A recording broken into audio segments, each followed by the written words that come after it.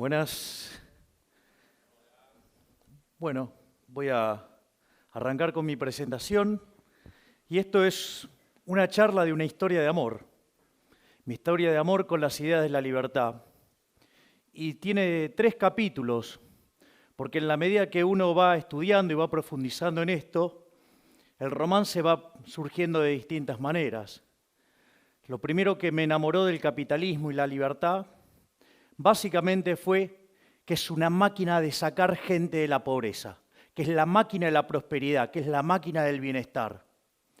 Pero claro, cuando uno avanza en esta idea, se encuentra con detractores que acusan al sistema de ser injusto.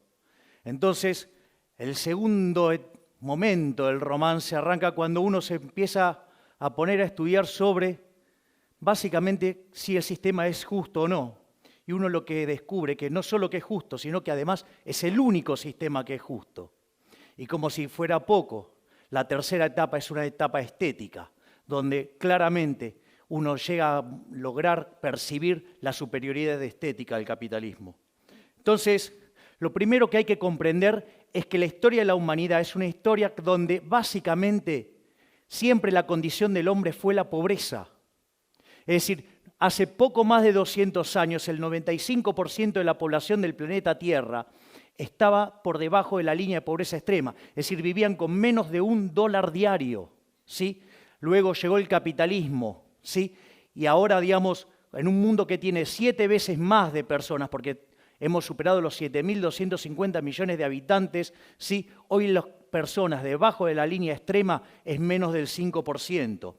La contracara a esto es un aumento fenomenal de la productividad.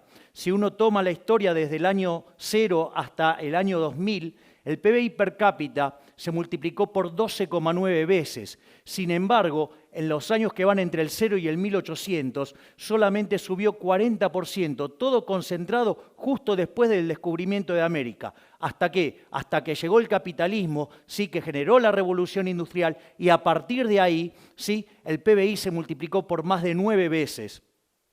Es decir, y lo otro que se percibe es una fuerte aceleración del crecimiento en el mundo. Fíjense que entre el 0 y el 1800 el mundo crecía a una tasa del 0,02% en términos per cápita. Durante el siglo XIX se acelera casi 33 veces al saltar a 0,65. En los primeros 50 años del siglo XX se creció al 1,06. En la segunda parte al 2,1% y hoy el mundo crece al 3%. ¿Qué significa esto?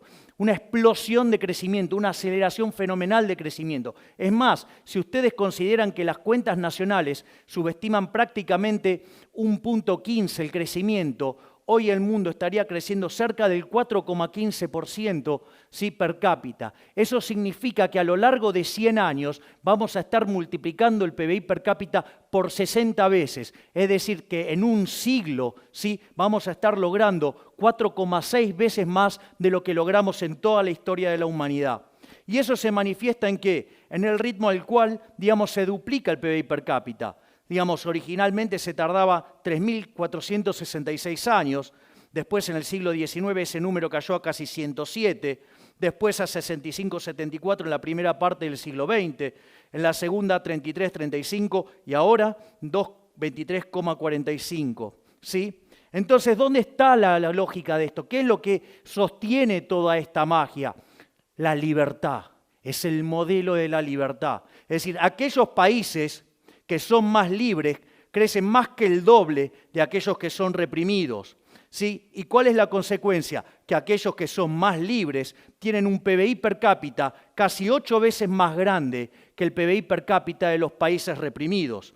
No solo eso, sino que además el decil más bajo de la distribución, es decir, los que peor están, ¿sí?, ganan 11 veces más de lo que ganan los países reprimidos. Y es más, si ustedes se fijan, los del decil más bajo, es decir, los más pobres en los países libres, ¿sí?, tienen el doble de ingreso que el ciudadano promedio, ¿sí?, del país reprimido. Pero como la distribución del ingreso lleva un formato de una chi cuadrado, una log normal, Eso significa que el 75% de la población aproximadamente vive menos que con el ingreso promedio. Con lo cual, acá quedaría bien claro que es mucho mejor ser cola de león que cabeza de ratón. Es decir, es mejor ser el último orejón del tarro en un país libre, ¿sí?, que ser un jerarca en un país reprimido.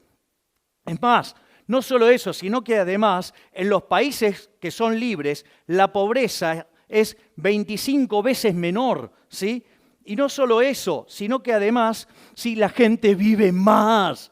Entonces, digamos, ¿de qué se sostiene toda esta lógica virtuosa? Son 5 instituciones, las 5 instituciones del capitalismo.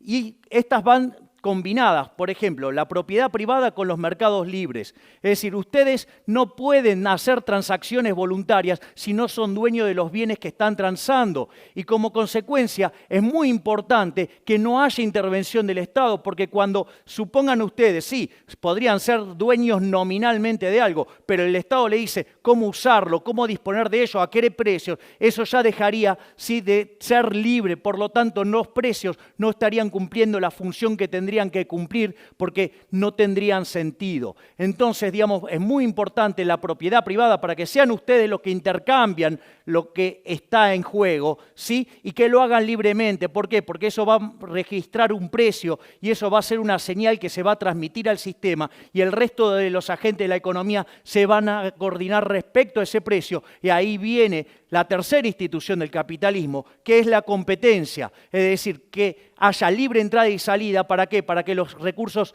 se puedan reasignar entre aquellos sectores donde el precio señala que ahí hay escasez y que hay problemas por resolver, ¿sí? Y como si todo esto fuera poco, aparecen 2 instituciones más, ¿sí? Una es la que tiene que ver con la división del trabajo. Lejos de esa falacia del hombre de paja que se le acusa al capitalismo, que nos quiere de todos iguales, no. Es decir, gracias a Dios somos todos distintos, somos todos desiguales, y eso permite que cada uno nos especialicemos en aquello que somos relativamente mejores, algo como que se conoce como la ley de asociación de Ricardo, ¿sí? Eso permite, ¿sí?, que cada uno de nosotros nos especialicemos, ¿sí?, y nos veamos obligados a lo que es la quinta institución del capitalismo, que es la cooperación social. Ustedes no pueden ser exitosos en el capitalismo sin servir al prójimo con bienes de calidad a un mejor precio. Es decir, ustedes podrían odiar al otro.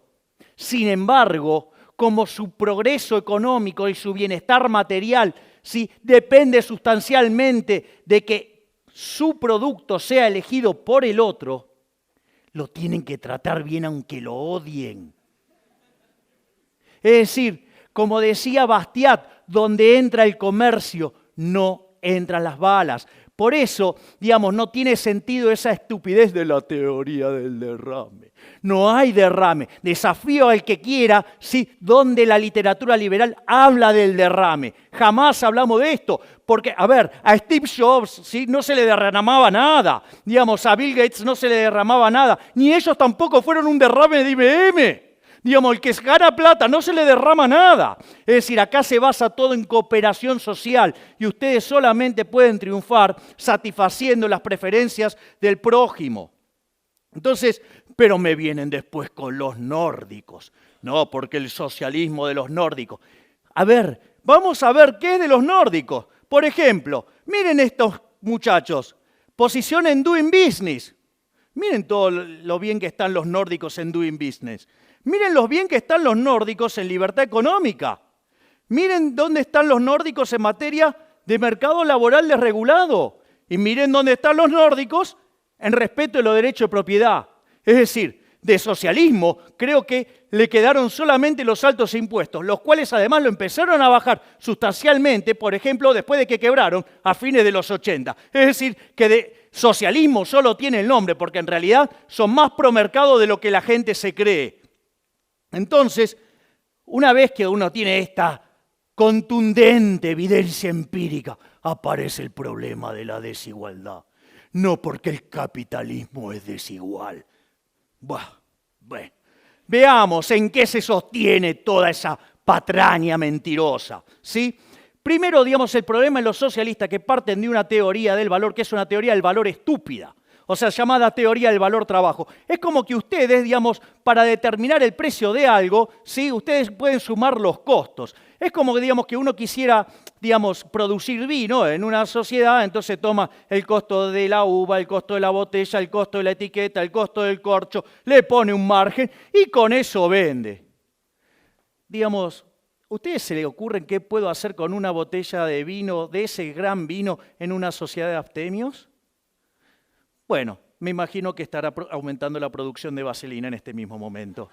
Sí, pero digamos, o sea, además sería un mundo tan tonto, sí, que además no habría quiebras. Y yo creo que hay quiebras. Es más, la teoría de la explotación que sale de eso es una estupidez. Porque fíjense esto, si hay algo que caracteriza el progreso tecnológico impulsado por los empresarios, es que ahorra trabajo. ¿Cómo? Está explotando a los trabajadores y utiliza tecnología que ahorra trabajo, es decir, para reducir la explotación. Ahora nos encontramos que en la teoría de la explotación, entonces, en el fondo los empresarios son benefactores sociales. Uy, me parece que los enganché en alguna contradicción. Por eso, digamos, la teoría económica avanzó hacia la teoría subjetiva del valor, donde, digamos, los precios se determinan por las preferencias y la escasez. Y a partir de ahí surge la remuneración de los factores. La remuneración de los factores viene dado por algo que se llama el valor del producto marginal. En el caso del trabajador, ¿sí? Sería el valor del producto marginal del trabajo, es decir, el salario, que se compone de dos elementos. El precio, donde intervienen las preferencias y la escasez, con lo cual a ustedes no les puede ir bien sin servir al prójimo con bienes de calidad a un mejor precio, porque si no hay quiebras y el precio es cero. ¿Sí? Y por otro lado, tiene que ver también con ¿qué? Con la productividad. Entonces, si ustedes generan algo que sirve al mercado, que sirve a la gente, que le arregla la vida a la gente y además son productivos, se van a llenar de plata. Pero está bien que así sea porque van a ser benefactores sociales. Entonces, eso permite ver de qué va la distribución del ingreso. En el fondo, la distribución del ingreso tiene que ver con cómo ustedes lograron servir al prójimo, es decir, cuán eficientes fueron arreglándole el problema a la sociedad. Y cuanto más productivos sean en ello, mejor les va a ir. Es decir, entonces, pero ¿qué hay acerca de la justicia del capitalismo? Entonces, ¿saben qué? Que todos los intercambios son voluntarios. Algo que los que miran teoría del valor trabajo no pueden entender, porque las cosas valen según el trabajo que tienen. Claro, entonces, ¿qué van a intercambiar? Nada. Entonces, yo les voy a contar el caso de una sociedad, ¿sí? Que aparece un chiquito que juega al fútbol y la rompe toda, se llama Messi, ¿sí? Entonces, claro, todos quieren tenerlo a Messi, porque saben, ¿sí?, que si lo tienen a Messi van a ganar todo. Ahora, ¿cuál es el punto? El punto es que Messi, cuando todos lo empiezan a demandar, ¿qué dice? Y yo quiero más plata. A punto tal que me gustaría llevarme por mes 2 recaudaciones del estadio, con lo cual habría que estar duplicando el precio de las entradas. Los únicos que quieren pagar eso son los catalanes. Con lo cual lo contrata el Barcelona, entonces le pega un peludo a todos, o sea, termina siendo campeón por escándalo, se le matan de risa a los madrileños en el propio Madrid, toda una fiesta. Ahora, cuando miran la distribución del ingreso, queda arriba Messi, después los dirigentes del Barcelona y los jugadores del Barcelona, después todos los españoles, salvo los catalanes y por último los catalanes. ¿Alguien podría decir que eso es injusto? Si todos consiguieron lo que querían.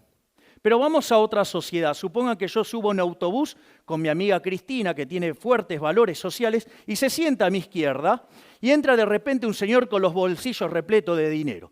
Eso a ella le parece tremendamente violento e injusto. Entonces saca un bate de béisbol, le pone en la cabeza y dice, o me das tu dinero o te rompo la cabeza. Entonces el hombre accede gentilmente a darle el dinero y suponiendo que no se la gasta ni en cartera, ni en zapatos, ni en hoteles y cosas por el estilo, ¿sí?, la reparte igualitariamente entre los que estaban en el autobús. La pregunta es, ¿ustedes podrían decir que esa sociedad es más justa? Entonces, lo que hay que ver también es que a lo largo del tiempo la distribución del ingreso va mejorando. Miren lo que era en los 60, ¿sí? En los 80 fue mucho menos desigual, en los 2000 mucho menos desigual. El índice de Gini se viene cayendo estrepitosamente y ustedes miren lo que era la distribución del ingreso en el 2003 y en el 2011. Es decir, que con el correr del tiempo el mundo se va haciendo más igualitario. Entonces ahora nos enfrentamos a la situación de afirmar con todas las letras que la justicia social es injusta. ¿Por qué?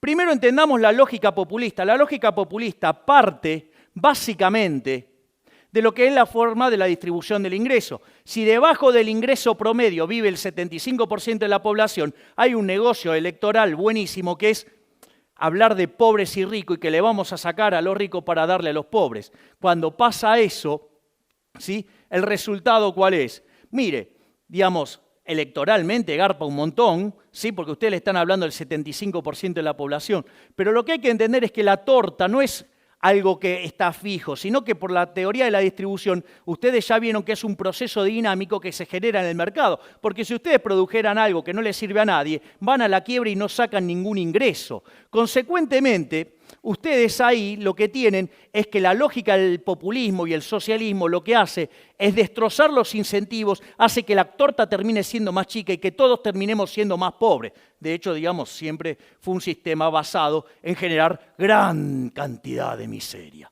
Entonces, digamos, ¿qué decía Milton Friedman de estas cosas? Decía que aquella sociedad que priorice la igualdad por encima de la libertad no va a conseguir nada de ambas. En cambio, aquellas sociedades que prioricen la libertad por sobre la igualdad va a conseguir mucho de las dos cosas. Es más, ya lo decía John Stuart Mill, digamos, aquellas sociedades que se preocupan más por la igualdad que por la libertad termina siendo una sociedad de saqueadores. Entonces acá aparecen dos grandes logros del liberalismo que tiene que ver con la igualdad ante la ley, ¿sí? Veamos el caso de lo que se llama la redistribución del ingreso y en el caso de los impuestos progresivos. O sea, cuando ustedes ponen impuestos progresivos, es decir, aquellos que gravan con mayor fuerza a los que mejor sirven al prójimo, conviene de mejor calidad o mejor precio, ¿sí? Ustedes eso lo que implica es tratar de manera desigual frente a la ley a la gente, castigando al exitoso, con lo cual castigan a la producción. Y además, le aviso que digamos, este mecanismo es un robo, porque es ni más ni menos que hacer caridad a punta de pistola, ¿sí? Entonces, digamos, cuando ustedes caen en esto, sin lugar a dudas le va a ir mal. Entonces, en el fondo, lo que ustedes tienen que comprender es que estamos frente a una discusión de valores. Por un lado, el socialismo, basado en la envidia, el odio, el resentimiento, la desigualdad ante la ley, el robo y por sobre todas las cosas tratar de igualar a los que somos desiguales. Consecuentemente, un sistema violento que siempre se aplicó por la fuerza y se llevó puesto más de 100 millones de vidas humanas.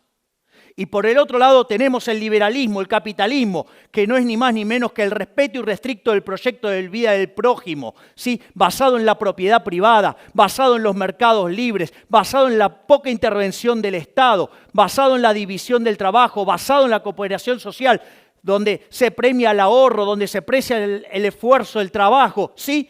Y todo esto, sí, sirviendo al prójimo conviene de mejor calidad o mejor precio. Es decir, el exitoso en el capitalismo no es ni más ni menos que un benefactor social. Pero como si todo esto fuera poco, somos superiores estéticamente. Miren lo que es New York, miren lo que es Cuba. Sí, digamos, yo no conozco gente yéndose de New York para Cuba. Todos se quieren ir al maldito capitalismo. Sí, digamos, es más, o sea, estéticamente hemos sido superiores siempre. ¿Cómo eran los edificios de la Unión Soviética? Eran grises, oscuros, sin ventana, no les daba la luz. En cambio, del otro lado, ¿qué teníamos? Teníamos al Guggenheim, sí, tenemos las Torres Gemelas, sí, el edificio Chrysler, el Empire State, digamos, un conjunto de bellezas, ¿sí? Inventamos la bikini y la minifalda también. Es decir, miren lo que era el auto de los rusos, el Lada. Nosotros tenemos la Ferrari, el Lamborghini, el Maserati, ¿sí? En el fondo, ¿sí? Estamos en una situación donde no solo somos superiores en lo productivo, no solo hemos sacado millones de personas de la pobreza, no solo es el único sistema que es justo, sino que además somos estéticamente superiores. Muchas gracias y ¡viva la libertad, carajo!